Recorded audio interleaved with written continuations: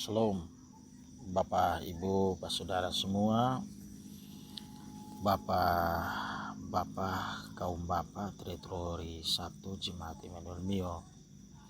Tentu firman Tuhan malam ini datang menyapa kita dengan menceritakan riwayat seorang anggota kaum Bapak yang namanya Abraham.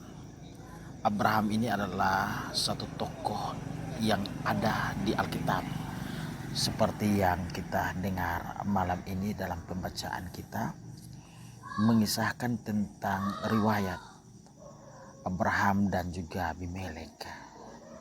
Tentu Abraham itu sama seperti kita, Bapak, Ibu, Saudara semua.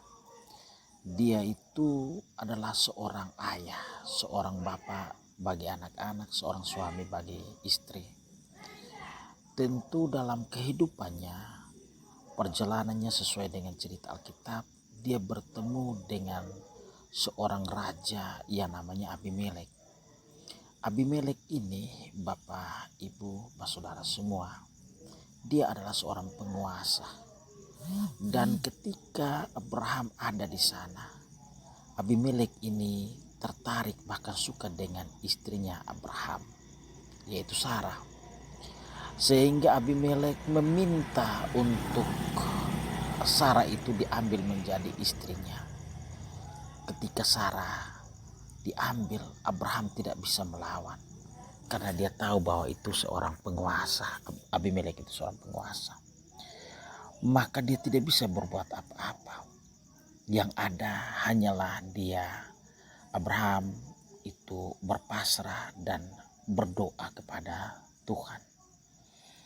Tentu seperti kita juga, Abraham adalah manusia yang lemah ketika dia ada di rantau, di orang punya kampung, di orang punya daerah. Tentu dia berhadapan dengan hal yang sulit, pasti dia akan mengalami kesulitan. Begitu juga dengan kita. Kita tentu menemui banyak sekali persoalan dan tantangan ujian iman. Tetapi ketika kita lihat ini cerita Abraham, Tuhan turun tangan, Tuhan campur tangan.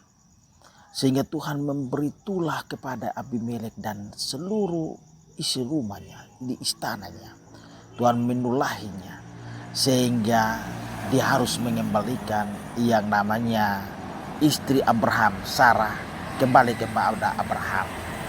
Begitu juga dengan kita, Bapak-bapak, Ibu, Saudara semua.